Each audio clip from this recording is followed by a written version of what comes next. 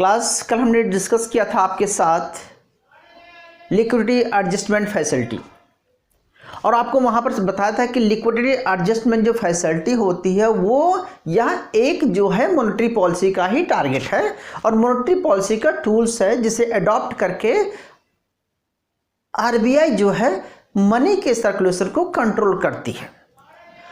तो उसमें हमने आपको बताया था कि जो लिक्विडिटी एडजस्टमेंट फैसिलिटी होती है वो क्या करती है कि मार्केट में अगर कमर्शियल बैंकों के पास मनी का सरप्लस हो जाता है तो वो क्या करते हैं, आरबीआई के पास रख देते हैं ओवरनाइट के लिए, और जब उनके पास पैसे की शॉर्टेज पड़ जाती है तो वो ओवरनाइट के लिए ले लेते हैं। ठीक है, अच्छा, तो इसमें क्या होता है, इसकी सिचुएशंस में ये होता था कि reverse repo rate and repo rate आपको पढ़ा था कि रिवर्स रेपो रेट क्या होता है, रेपो -1% इस टाइम चल रहा है, या हम बोलेंगे repo rate equal to reverse repo rate +1% चल रहा है। तो इस केस में क्या होता था, रिवर्स रेपो रेट का मेन टारगेट होता था यानी कि मार्केट में मनी सप्लाई को कंट्रोल करना, और रेपो रेट में क्या होता था कि मार्केट में इन्फ्लेशन सिचुएशन को कंट्रोल करना। आपको ये भी बताया था कि इन्फ्लेशन रेट जो है मार्केट में, मतलब जो repo rate is greater than the reverse repo rate होती है। अच्छा, वहां पर यानी कि कल के लेक्चर में हमने ये देख लिया था। तो अभी मैं एक और कंसेप्ट क्लियर कर देना चाहता हूं। उसी के बाद 2011 में आरबीआई ने एक नया सिस्टम स्टार्ट किया जिसे हम बोलते हैं मार्जिनल स्टैंडिंग फैसिलिटी। इसके पीछे रीजन क्या था, क्या एलएएफ और एमएसएफ लिक्विडिटी एडजस्टमेंट फैसिलिटी या मार्जिनल स्टैंडिंग फैसिलिटी में डिफरेंस है? यस, थोड़ा सा डिफरेंट है, लेकिन वर्क वही है, सेम चीज़ वही है। अब इसको मैं आपको समझा देता हूं और अच्छी तरह से समझ जाएंगे आप। तो देखो, हमने बताया था कि लिक्विडिटी एडजस्टमेंट फैसिलिटी को पिछला टॉपिक आप देख लेना, छोटा सा लेक्चर पढ़ाया था आपको। यहां पर बताना चाहता हूं कि जो लिक्विडिटी एडजस्टमेंट फैसिलिटी है और जो मार्जिनल स्टैंडिंग फैसिलिटी है, दोनों में डिफरेंस क्या है। अगर आपको 3 मार्क्स में 5 मार्क्स में क्वेश्चन पूछ लिया जाता है तो कैसे आप इसको सॉल्व करेंगे। लेकिन सबसे पहले आप देख लीजिए कि जो मार्जिनल स्टैंडिंग फैसिलिटी 2011 में स्टार्ट किया था। अब आप टास्क है कि देखना कि आप लिक्विडिटी एडजस्टमेंट फैसिलिटी कब स्टार्ट किया था, तो बता चुका था आप कब स्टार्ट किया था, उसको भी आप देख लेना।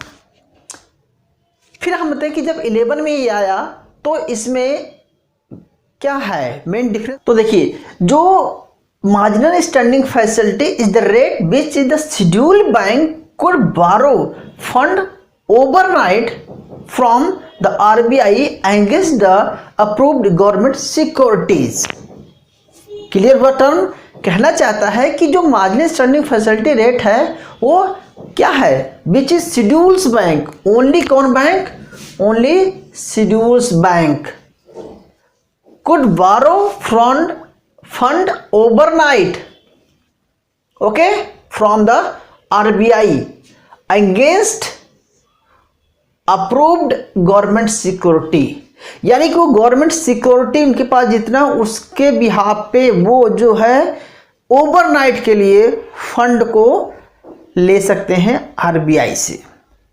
लेकिन इसमें क्या है क्लास कि जो मिनिमम है वो 1 करोड़ रुपीज और मल्टीपल ऑफ 1 करोड़ रुपीज, यानी कि 1 करोड़ रुपए से कम नहीं होना चाहिए। 1 करोड़ से 2 करोड़ 3 करोड़ हो सकता है, लेकिन 1 करोड़ से कम नहीं होना चाहिए। यानी कि 1.25 करोड़ लेगा तो नहीं, या तो 2 करोड़ लीजिए या तो 1 करोड़ रुपए लीजिए, okay. And maximum 2% of NDLS।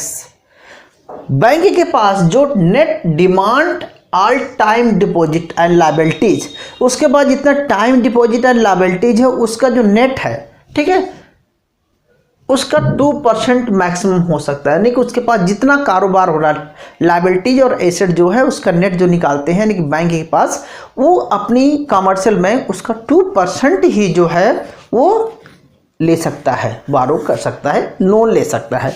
तो कुल मिला के ये भी क्या है, यह एक कमर्शियल बैंक को अलग से सर्विस दी गई। अब बोलेंगे सर क्यों किया गया?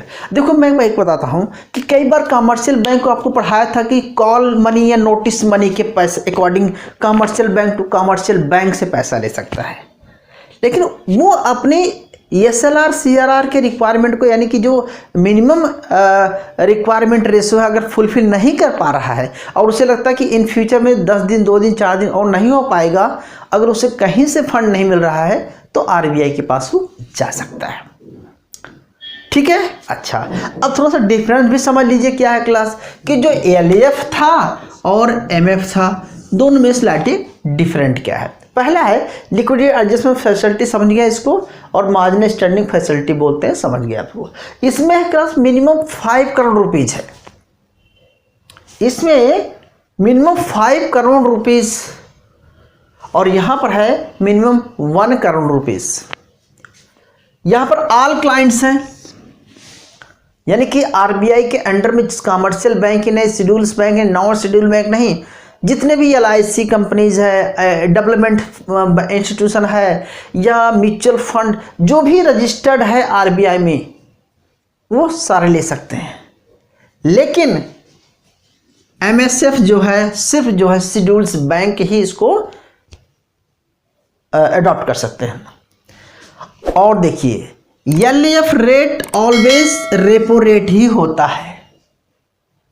LAF जो होता है, यानी कि लिक्विडिटी एडजस्टमेंट फैसिलिटी जो रेट होता है वो किसके बराबर होता है? ऑलवेज रेपो रेट के बराबर होता है। लेकिन यहाँ पर क्या होता है कि करंट में चल रहा है 1%, रेपो रेट प्लस 1%। तो अगर रेपो रेट 4 है तो मार्जिनल स्टैंडिंग फैसिलिटी क्या हो जाएगी? 1 + 4 + 1 यानी कि 5% मिलेगा। करंट में 4% चल रहा है, ठीक है, याद रखना। अच्छा, फिर कहते हैं कि इसमें लिमिट है, इसमें नो लिमिट है।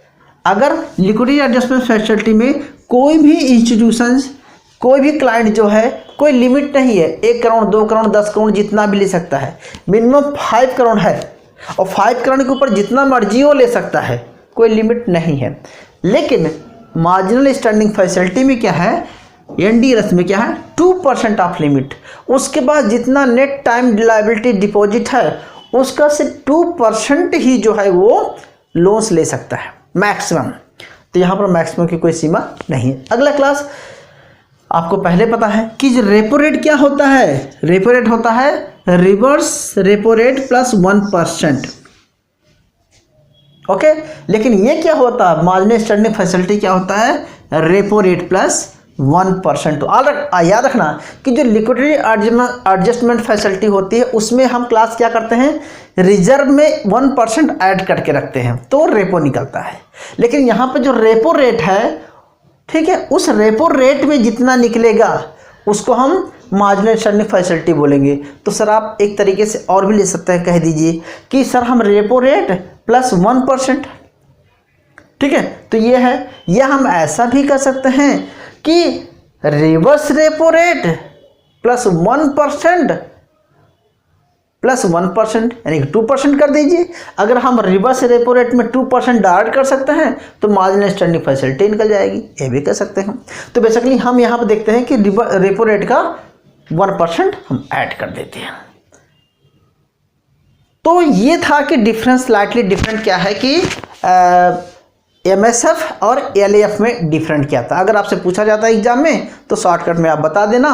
रीजन क्या है, दोनों का वर्क यही है, थोड़ा सा यहाँ पर कमर्शियल बैंक को थोड़ी सी और सी फैसिलिटी प्रोवाइड की गई ताकि वो अपने अच्छे से बैंकिंग सिस्टम को अच्छा सा क्रेडिट क्रिएशन कर सकें।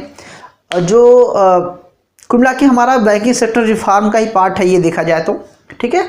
तो ये नए नए जैसे MCLR आपने पढ़ाया था आपको, EBLR आया था, ठीक है। तो इसी तरह से यह भी एक नया सिस्टम लाया गया। सो उम्मीद करता हूँ आपको समझ में आ गया होगा। मिलेंगे हम आपके नेक्स्ट क्लास में, प्लीज़ नोट डाउन करिए।